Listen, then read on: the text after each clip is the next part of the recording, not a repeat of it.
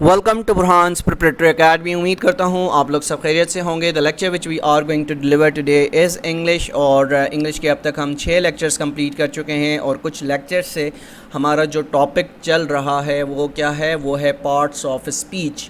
तो parts of speech को हम इंशाल्लाह आज वाइंड अप करेंगे और इसी के साथ साथ हम एक और टॉपिक का आगाज़ आज करेंगे, उसका नाम है दी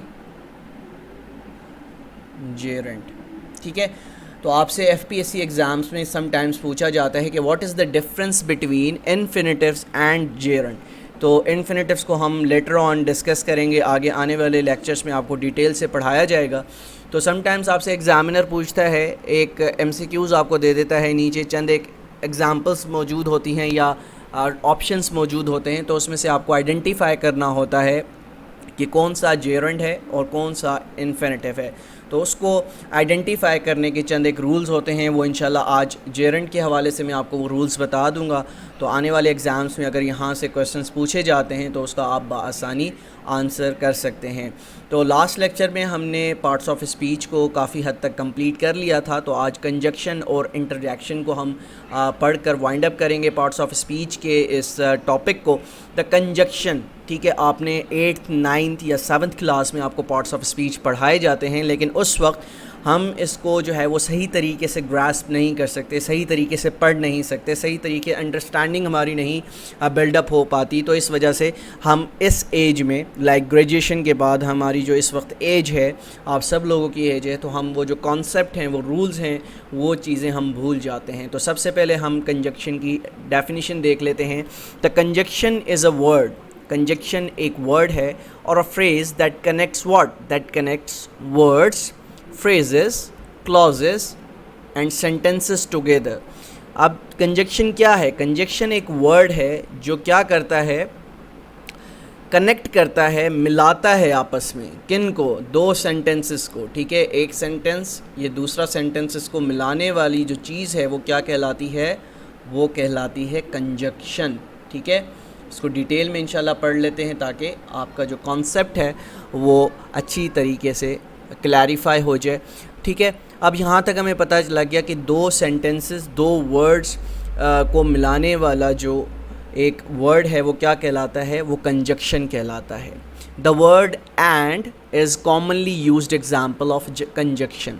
अब वर्ड यहाँ पर एंड आप देख रहे हैं जो कि आप मोस्टली आप अपने सेंटेंसेस में यूज़ करते हैं। एंड का इस्तेमाल बहुत ज़्यादा इंग्लिश लैंग्वेज में किया जाता है और ये क्या है? ये एक कंजक्शन है। ठीक है, तो एंड क्या काम करता है? ये इंटरलिंक करता है दो सेंटेंसेस को। क्या करता है? दो सेंटेंसेस को इंटरलिंक्ड करता है, आपस में मिलाता है और सेंटेंस का क्या करता है? कोई सेंस बनाता है।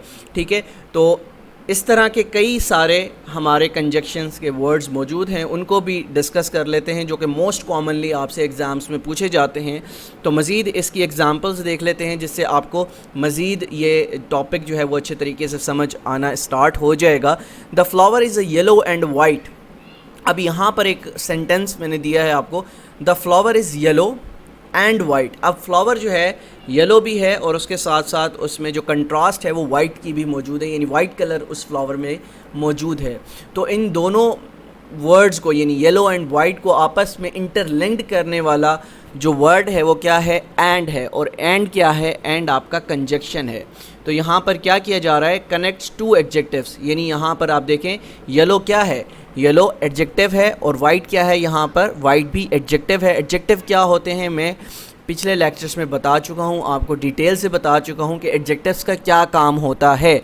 ठीक है, तो इसको डिटेल में जाने की ज़रूरत नहीं है, आपको ये चीज़ पता होगी। The flower is yellow and it has a particular smell. अब ये दो सेंटेंसेस हैं। सपोज़ मैं यहाँ से जो कंजक्शन वर्ड है एंड ये हटा देता हूँ, तो अब आपको यहाँ पर पता लग रहा होगा कि दो सेंटेंसेस हैं। पहला सेंटेंस ये है द फ्लावर इज़ येलो और दूसरा सेंटेंस ये है it has a particular smell.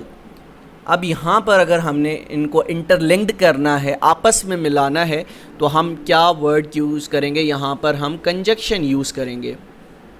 क्या यूज़ करेंगे? कंजक्शन का इस्तेमाल करेंगे। अब वो कंजक्शन का इस्तेमाल कैसे होगा वो देख लेते हैं। The flower is yellow comma and it has a particular smell. अब यहाँ पर क्या किया जा रहा है, यहाँ पर दो सेंटेंसेस को आपस में लिंक्ड किया जा रहा है। ठीक है, यहाँ तक उम्मीद करता हूँ चीज़ समझ आ गई होगी। हम मज़ीद आगे बढ़ते हैं, कंजक्शन की चंद एक एग्जांपल्स देख लेते हैं। तो एंड तो एक लफ्ज़ है जो कि मोस्ट कॉमनली अंग्रेज़ी ज़ुबान के अंदर इस्तेमाल किया जाता है, जो कि आपस में दो वर्ड्स को इंटरलिंक करता है, मिलाता है। ठीक है, उसके अलावा the following list contain some of the most commonly use conjunctions. वो कौन कौन से हैं जो कि एग्ज़ाम्स में भी समटाइम्स आपसे पूछे जाते हैं। एंड ऑलरेडी पढ़ चुके हैं, बट, और, सो, because, however, after, since, during, then, unless।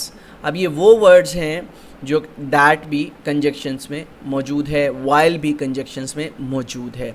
अब ये वो वर्ड्स हैं जो कि मोस्ट कॉमनली आप देखते होंगे अपने सेंटेंसेस में, अपने पैराग्राफ्स में, अपने एसेज में, जो कि यूज़ हो रहे होते हैं। ये सब के सब क्या हैं, ये सब के सब कंजक्शन हैं, कंजक्शन वर्ड्स हैं।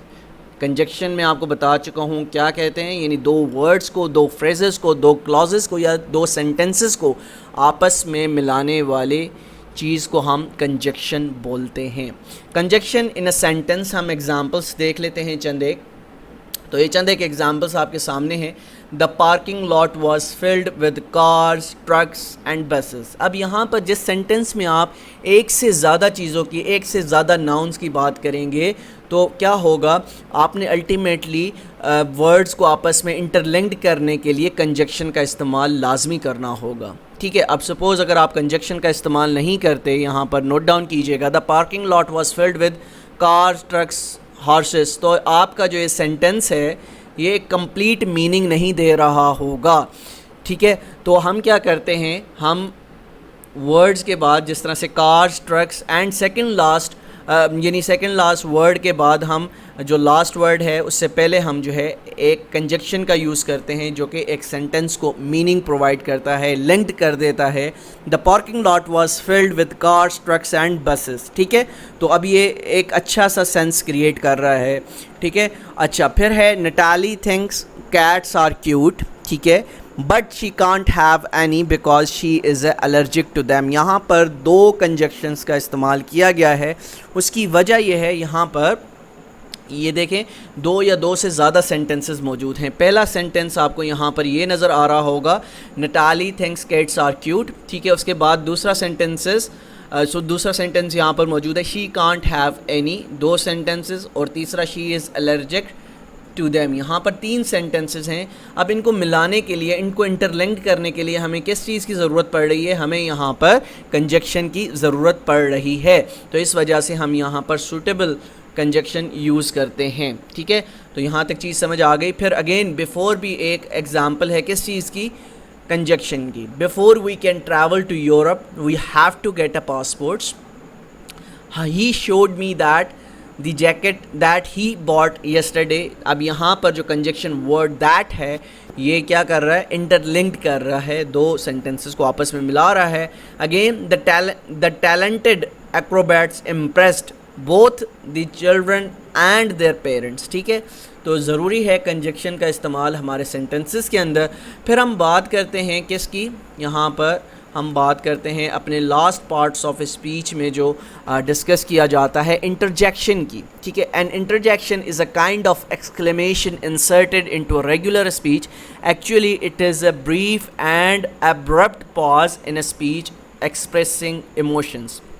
जब भी आप कोई एक्सप्रेशन जो है वो शो कर रहे होते हैं या बयान कर रहे होते हैं तो आप इंटरजेक्शंस का इस्तेमाल करते हैं। List of interjections, few, wow, oh, blah, who, होरे, यक, ये, अलास, ओप्स। ये कॉमन एग्जांपल्स हैं किसकी, इंटरजेक्शन की। कब हम इस्तेमाल करते हैं, जब हम अपनी स्पीच के अंदर कुछ ऐसे इमोशंस बयान कर रहे होते हैं जो कि जब जो लिसनर होता है उस पर एक इम्पैक्ट क्रिएट करती है। ठीक है, जिस तरह से उप्स, माय बैड, इसी तरह से wow, exclamation mark, you had time to join us, alas, I couldn't be there on time. ठीक है, फिर उसके बाद द जेरंट। ठीक है। अब जेरेंट्स क्या हैं, जेरेंट्स को आप डिटेल में इंशाल्लाह आज पढ़ाने की कोशिश करूंगा और बड़े आसान अल्फाज में आपको जेरेंट पढ़ाने की कोशिश करूंगा। अब एफपीएससी एग्ज़ाम्स में क्या होता है कि एफपीएससी एग्ज़ाम्स में आपसे पूछा जाता है कि what is the difference between, वहाँ पर आपको एक क्वेश्चन दिया गया होता है, नीचे ऑप्शंस मौजूद होते हैं और पूछा जाता है कि आइडेंटिफाई जेरेंट, आइडेंटिफाई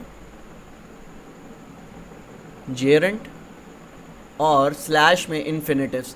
अब इन्फिनेटिव्स क्या हैं वो आगे चलकर इंशाल्लाह एक डिटेल लेक्चर में आपको समझा दूंगा। तो अब समझ लेते हैं कि जेरेंट है क्या चीज़। इसको बड़े आसान लफ्ज़ों में मैं आपको समझाऊंगा और आपको समझ भी आ जाएगा।